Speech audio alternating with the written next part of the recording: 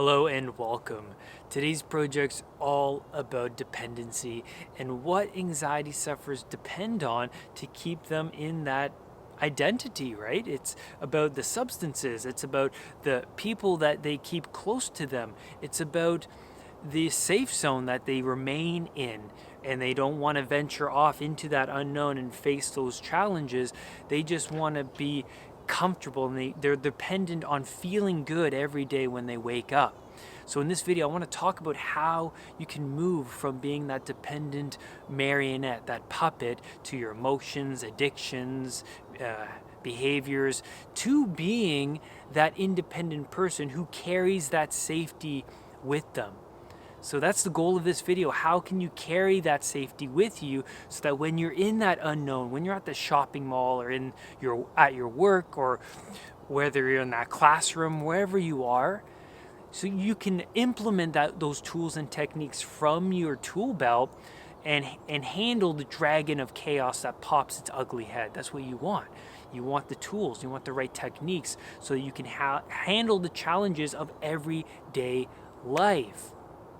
Now, somebody suffering with anxiety, they have a narrow perspective. They've been practicing their ways of thinking, behaving, and they've been feeling the same feelings for such a long time that it's just become the norm for them. And so when they come into contact with somebody who challenges their feelings and behaviors and thought patterns and beliefs, they feel defensive, they get angry, or they reject that information. So I'm sure at first when you started to watch these anxiety recovery videos that you felt that resistance, like it's going against your original belief, and your unconscious is like, this isn't how Brad usually thinks, right? And so you might feel resistant to this information, but it's important that you subject yourself continuously and learn and grow from this information so that you can broaden your perspective. Anxiety sufferers have a low resolution map of the world. And so they're firm on their beliefs. They only see things their way, and they think that their way is the right way. So I hope this video broadens your perspective and opens you up to the realization that you have a lot of dependencies and that you need to start to break these dependencies in order to become more independent. So what are some of the signs that you're dependent? Now, I always think of the Pinocchio story because he was a marionette. He was a puppet, right? Someone behind the scenes was pulling the strings, right? And that's how I was. I felt like I was a puppet and a slave to my negative thoughts or my addictions, my habits.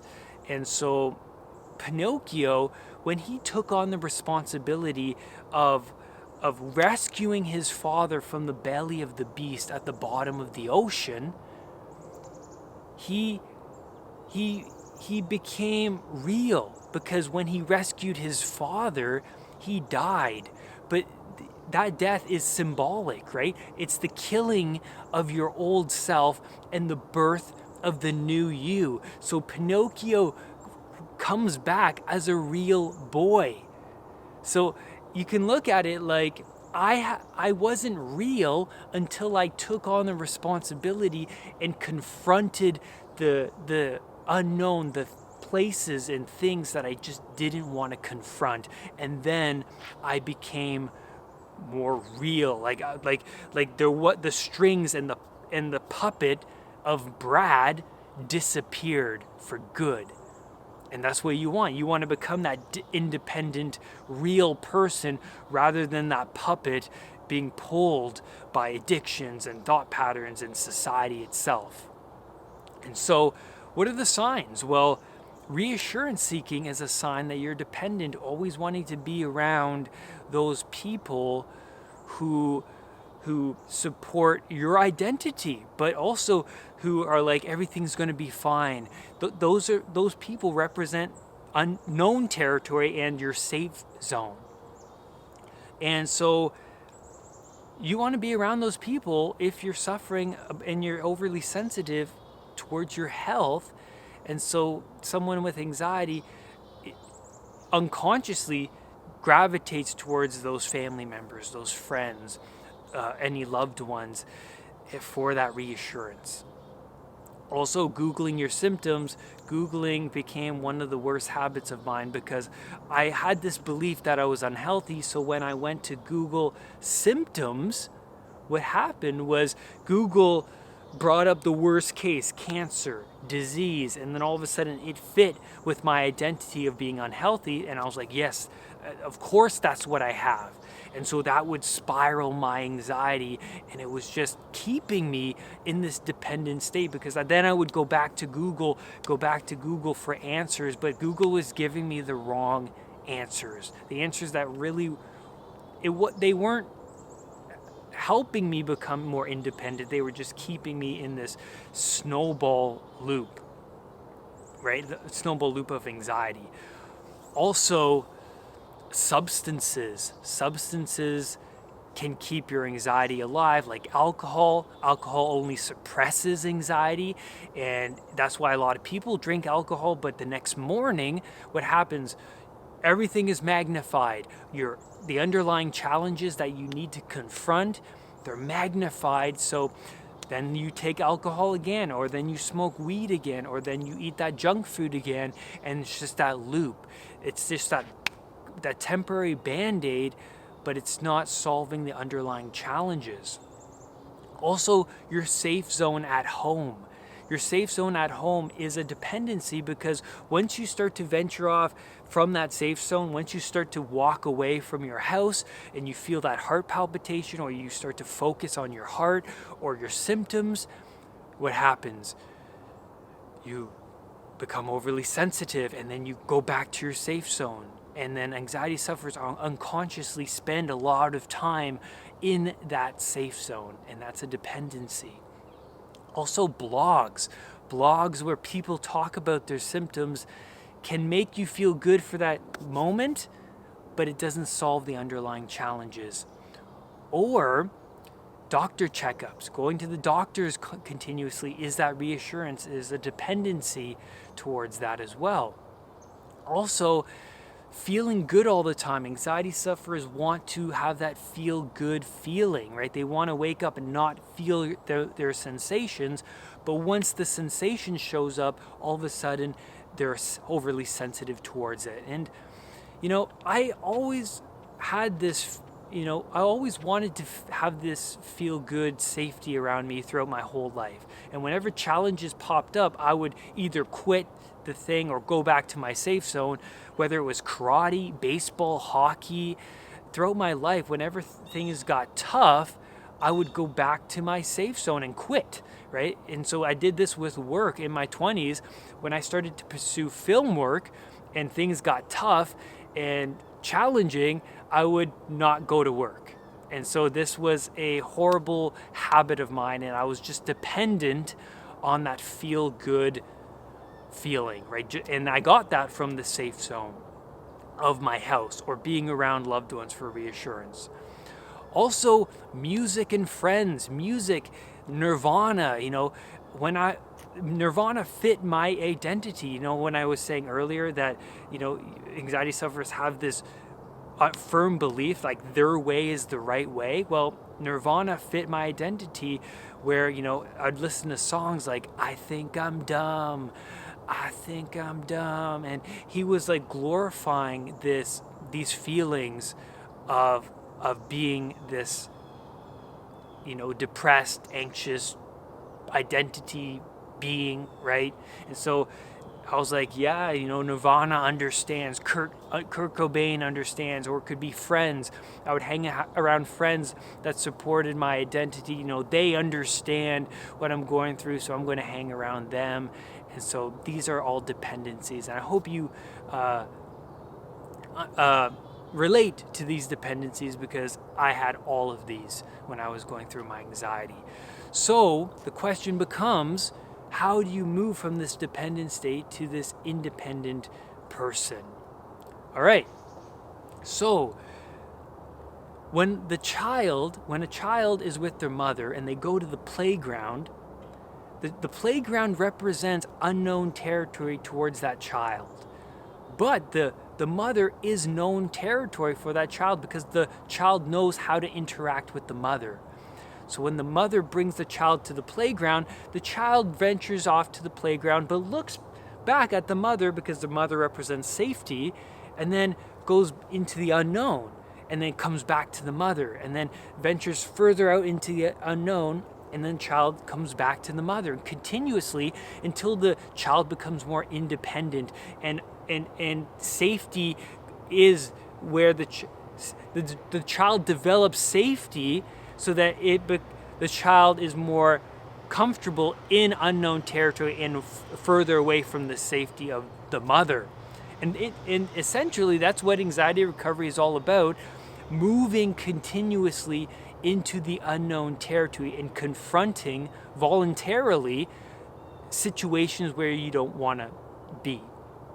And so it could be that classroom, it could be at work, it could be driving to work.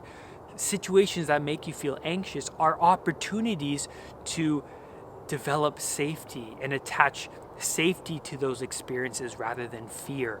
That's anxiety recovery, is attaching safety to situations, proving to your fear response that you won't die in those situations, that you are in fact safe.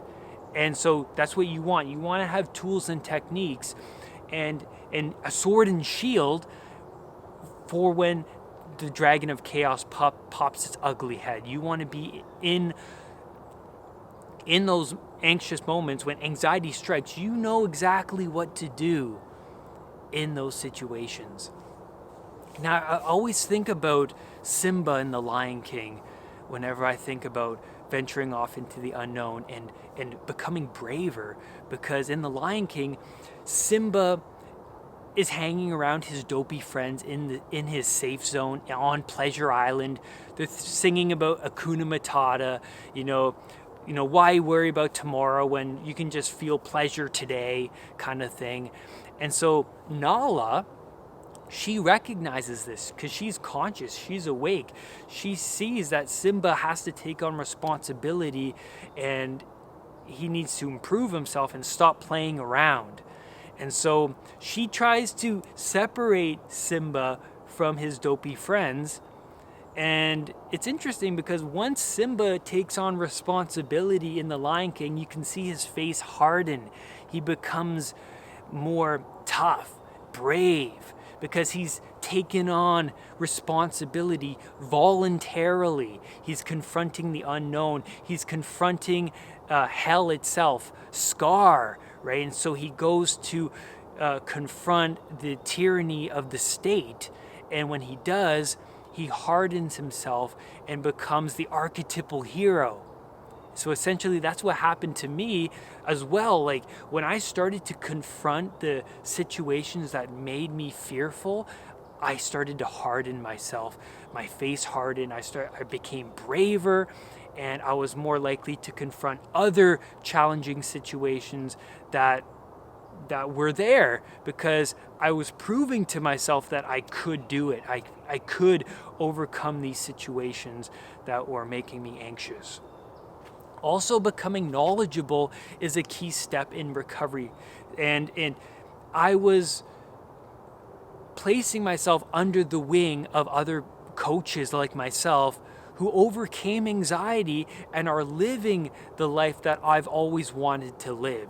So I placed anxiety recovery at the top of my hierarchy list, right? So like I pushed away relationships. I pushed away the job that I've always wanted, and in education, and I put anxiety recovery at the top, because I knew that once I overcame anxiety, my external environment will shift. My relationships will become better. I'll improve myself at work. I will be a better student at school, all of these things. So I placed recovery at the top. So I started to implement the recovery journey, and everything else started to change. I was a better boyfriend to Maggie, and I realized that this is the path forward. So I hope this video has helped you understand the signs of dependencies, but also what you need to do in the path forward to overcoming your anxiety and to harden yourself mentally and physically so that whenever a new challenge presents itself, you know what to do and you have the right perspective to handle that challenge, that new challenge. And so lastly, I just want to say, do not let anxiety define who you are. I will see you on the next video. Bye for now. Remember to hit that subscribe button and that bell so that whenever a new video of mine appears, you will be the first to know. Namaste.